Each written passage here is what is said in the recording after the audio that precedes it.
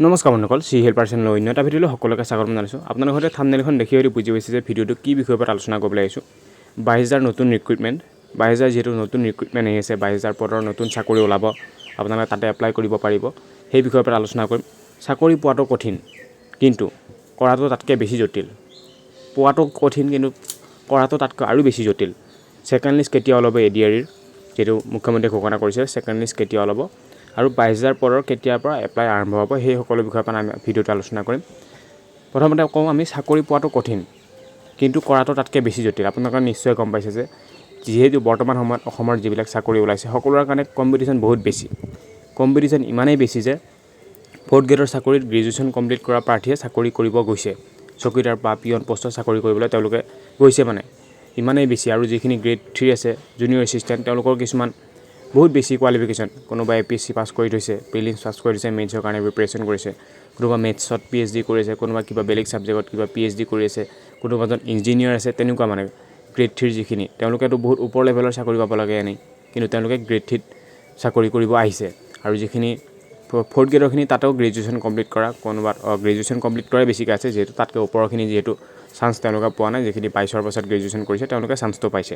গতিকে graduation complete কৰা কেণ্ডিডেটে বেছিকৈ আছে। গতিকে আপোনালোকে নিশ্চয় বুজি পাইছে যে কম্পিটিশ্যন কিমান বেছি। এই কম্পিটিশ্যনৰ ভিতৰত আপোনালোকে চাকৰিটো পাইছে, কিমান কঠিনৰ, মানে কিমান কঠিন পৰীক্ষা দিয়াৰ পাছত আপোনালোকে, পৰীক্ষাটো কঠিন নহয়, কিন্তু কম্পিটিশ্যনটো বহুত বেছি। কিন্তু যিখিনি তলৰ লেভেলৰ মানে প্ৰাৰ্থী আছে, তেওঁলোকৰ কাৰণে কম্পিটিশ্যনটো বহুত বেছি হৈ গৈছে। গতিকে পোৱাটো বহুত কঠিন। যিসকলে পাইছে তেওঁলোকৰ কাৰণে বহুত এইটো সৌভাগ্যৰ কথা যে আপোনালোকে সেই কঠিন পৰিস্থিতিৰ মাজতো আপোনালোকে পৰীক্ষাটো পাছ কৰিব পাৰিছে। কিন্তু কৰাটো বৰ্তমান সময়ত জটিল হৈ পৰিছে। পাছ কৰাটো কঠিন, কিন্তু কৰাটো জটিল কৰাটো আৰু বেছি জটিল হৈ পৰিছে। কাৰণ আপোনালোকে নিশ্চয় গম পাইছে, 3rd গ্ৰেডৰখিনি বাৰু ইফাল হয়, কোনো কথা নাই। 3rd গ্ৰেডৰখিনি ইখন ডিষ্ট্ৰিক্টৰ সিখন ডিষ্ট্ৰিক্টত দিব পাৰে, কোনো প্ৰব্লেম নাই তেওঁলোকৰ, কাৰণ তেওঁলোকৰ দৰমহা বেছি, বা তেওঁলোকৰ মানে দৰমহা বেছিটোৱে বাৰু মেইনটো ধৰি ল'লোঁ। যিখিনি 4th গ্ৰেডৰ আছে, 4th গ্ৰেডৰখিনি তেওঁলোকৰ যিহেতু দৰমহাও কম, লগতে তেওঁলোকৰ 4th গ্ৰেডৰ চাকৰি বুলি কোৱাৰ লগতে তেওঁলোকে সোনকালে যাব লাগিব, দেৰিকৈ আহিব লাগিব। গতিকে তেওঁলোকৰ কামটো অলপ বেছি। যিখিনি 4th গ্ৰেডৰ মানে চাকৰিয়াল আছে, তেওঁলোকৰ কামটো অলপ বেছি। গতিকে তেওঁলোকক বেছি দূৰত দিছে, বহুত দূৰত দিছে কিছুমানক। যিখিনি চকীদাৰ বা পিয়ন প্ৰাৰ্থী, 4th গ্ৰেডৰ চকীদাৰ পিয়নে থাকিব, তাতকৈ বেলেগ পোষ্ট নাথাকে। যিহেতু কিছুমান থাকে বাৰু, কিছুমান তাৰ লগতো কিছুমান, মানে মেইনলি চকীদাৰ এণ্ড পিয়ন বুলিয়ে ধৰা যায়, মানে 4th গ্ৰেডৰ বুলি কোৱাৰ লগে লগে। গতিকে তেওঁলোকৰ কামখিনিতো আপোনালোকে নিশ্চয় জানে। তেওঁলোকক বহুত দূৰত দিছে, কিছুমানক বহুত দূৰত দিছে, 2-3খন ডিষ্ট্ৰিক্ট মাজত এৰি তেওঁলোকক বহুত দূৰত দিছে। তাতে দৰমহাটোও কম। গতিকে বহুত জটিল হৈ পৰিছে মানে তেওঁলোকৰ কাম কৰাটো। তেওঁলোকৰ বহুত জটিল, বিশেষকৈ দৰমহাটো মেইন। দৰমহাটো হৈছে মেইন বিশেষকৈ, যিহেতু বেলেগ এখন ঠাইত যোৱাৰ লগে লগে তেওঁলোকে ঘৰ ভাড়া কৰিব লাগিব, ঘৰ ভাড়া কৰি থাকিব লাগিব, যাতে খোৱা লোৱা চব নিজে কৰিব লাগিব। এইটো সকলোৱে বুজি পায় কথাখিনি। গতিকে বহুত জটিল হৈ পৰিছে। মানে পোৱাটো যিমান কঠিন, তাতকৈ কিন্তু কৰাটো বেছি জটিল হৈ পৰিছে। যিখিনি 4th গ্ৰেডৰ, বিশেষকৈ 4th গ্ৰেডৰখিনি, 3rd গ্ৰেডৰখিনি ক'বলৈ যোৱা নাই বাৰু, যিখিনি 4th গ্ৰেডৰখিনি, তেওঁলোকৰ কাৰণে বহুত জটিল হৈ পৰিছে। দৰমহাটোৰ কথাই মেইনলি দৰমহাটোৱেই। আৰু ছেকেণ্ড লিষ্ট কেতিয়া ওলাব, ছেকেণ্ড লিষ্ট কেতিয়া ওলাব, বহুতে কমেণ্ট কৰি থাকে, বহুতে সুধি থাকে ছেকেণ্ড লিষ্ট কেতিয়া ওলাব। মুখ্যমন্ত্ৰীয়ে যিহেতু ঘোষণা কৰিছিলে যে 15 জুনৰ পিছত আপোনালোকৰ ছেকেণ্ড লিষ্ট উলিওৱাৰ কিবা এটা ব্যৱস্থা কৰিব। বহুত বেছি নহয়, 836 নে 839 পষ্টৰ, সেই পষ্টখিনিৰ তেওঁলোকে ছেকেণ্ড লিষ্ট উলিওৱাৰ ব্যৱস্থা কৰিব, মানে এডিশ্যনেল লিষ্ট এখন উলিয়াব সেইকেইটা পষ্টৰ কাৰণে। আৰু যিহেতু 1ৰ পৰা 15 তাৰিখলৈ জইনিং চলিয়ে থাকিব, গতিকে 15 তাৰিখৰ আগত ওলোৱাটো কোনো চান্সেই নাই। কাৰণ 1ৰ পৰা 15 তাৰিখলৈকে যিখিনিয়ে জইন কৰিব, জইন কৰাৰ পিছত যিখিনি পদ খালী হৈ ৰ'ব জইন নকৰাকৈ, সেইখিনি তেওঁলোকে কিছু পষ্টৰ তেওঁলোকে পদ উলিয়াই দিব বুলি যিহেতু মুখ্যমন্ত্ৰীয়ে ঘোষণা কৰিছে। বিশেষ কিছুমান নাম উল্লেখ কৰিছে যে কোন পদৰ তেওঁলোকে মানে ছেকেণ্ড লিষ্ট বা এডিশ্যনেল লিষ্ট উলিয়াই দিব, তেওঁ ঘোষণা কৰিছে। গতিকে এডিশ্যনেল লিষ্ট আপোনালোকে 15 জুনৰ পিছতহে আশা কৰিব পাৰিব। 15 জুনৰ আগত আপোনালোকে কেতিয়াও আশা নকৰিব, কাৰণ 15 জুন তাৰিখলৈকে আপোনালোকৰ মানে যিখিনি জইনিং বৰ্তমান হৈ আছে, 1ৰ পৰা 15 তাৰিখৰ ভিতৰত জইনিং চলিয়ে থাকিব। গতিকে কিছুমানে হয়তো 15 তাৰিখেও জইনিং কৰিব, গতিকে জইনিং চলি থাকিব 15 তাৰিখলৈকে। গতিকে 15 তাৰিখৰ পিছতহে তেওঁলোকে চাব পাৰিব যে কোনটো ডিপাৰ্টমেণ্টত কিমান প্ৰাৰ্থীয়ে জইন নকৰিলে, কোনটো ডিপাৰ্টমেণ্টত পদ খালী ৰৈ গ'ল, সেই হিচাপেহে তেওঁলোকে পদখিনি উলিয়াই দিব পাৰিব।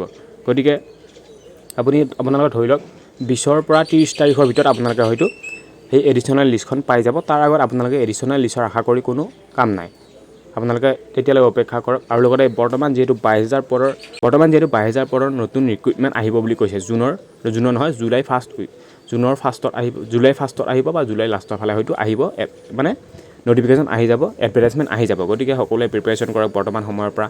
আপোনালোকে যদি ভাবি আছে যে আমি যেতিয়া এডভাৰটাইজমেণ্ট ওলাব তাৰ পৰা আমি আৰম্ভ কৰিম পঢ়া, কিন্তু আপোনালোকে ভুল কৰি আছে। বৰ্তমান সময়ৰ পৰাই আপোনালোকে আৰম্ভ কৰক, প্ৰিপেৰেশ্যন আৰম্ভ কৰক কিন্তু এতিয়াৰ পৰাই, নহ'লে কিন্তু পিছত পস্তাব আপোনালোকে। 22,000 পদ ওলাব বুলি কৈছে, কিন্তু 4th গ্ৰেডৰ হয়তো বেছিকৈ ওলাব বা পুলিচৰ ওলাব, টিচাৰখিনি হয়তো বেছিকৈ ওলাব। গতিকে আপোনালোকৰ কাৰণে কিন্তু 4th গ্ৰেডৰ 3rd গ্ৰেডৰ পষ্ট বহুত কম থাকিব। মোৰ সম্ভৱ 3rd গ্ৰেডৰ 4th গ্ৰেডৰ পষ্ট বহুত কমকৈ থাকিব, টিচাৰখিনি বেছিকৈ থাকিব। গতিকে আপোনালোকে ভালকৈ প্ৰিপেৰেশ্যন কৰক বৰ্তমান সময়ৰ পৰা। কিন্তু আপোনালোকে যিসকলে বহুতে হয়তো 4th গ্ৰেডত এইবাৰ পাইছে, গ্ৰেজুৱেশ্যন কমপ্লিট কৰিছে, তেওঁলোকে কিন্তু 3rd গ্ৰেডৰ মাথা মাৰিব। গতিকে আপোনালোকে যদি মাথা মাৰিম বুলি ভাবিছে, নিশ্চয় মাৰিব, সেইটো 100%।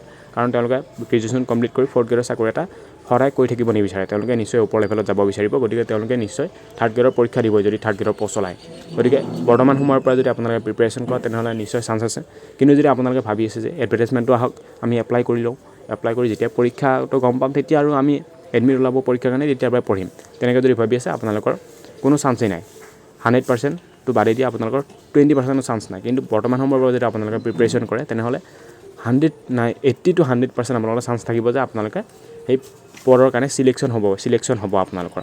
গতিকে এতিয়াৰ পৰা প্ৰিপেৰেশ্যন কৰক, প্ৰিপেৰেশ্যনটো অলপ দীঘলীয়া কৰক, প্ৰিপেৰেশ্যন নিজক অলপ টাইম দিয়ক, নিজক টাইম দিয়ক অলপ এইকেইদিনৰ পৰা অলপ বেলেগ কামত অলপ কমাই দিয়ক নিজৰ মনটো, মোবাইলটো অলপ কমাই দিয়ক। মোবাইলটো বাৰু লাগিব, তথাপি মোবাইলৰ বেলেগ কামতকৈ মোবাইলটো মানে যিখিনি কুৱেশ্যন এনচাৰ চোৱা বা আপোনালোকে কিবা জানিবলগীয়া বস্তু চোৱা সেইটোত ব্যৱহাৰ কৰক। কিন্তু এনেই ফেচবুক, ইনষ্টাগ্ৰাম চলাই, হোৱাটছআপ চলাই আপোনালোকে সময় নষ্ট নকৰিব। গতিকে বৰ্তমান সময়ৰ পৰা প্ৰিপেৰেশ্যন কৰক যাতে আপোনালোকে সেই পদটোৰ কাৰণে চিলেক্ট হ'ব পাৰে। গতিকে এতিয়াৰ পৰা প্ৰিপেৰেশ্যন কৰক, সময়লৈ ৰখি থাকি কিন্তু লাভ নাই। এতিয়াৰ পৰা কৰক প্ৰিপেৰেশ্যন, তেতিয়াহে আপোনালোকে চিলেক্ট হ'ব পাৰিব। কিন্তু এতিয়াৰ পৰা কৰক।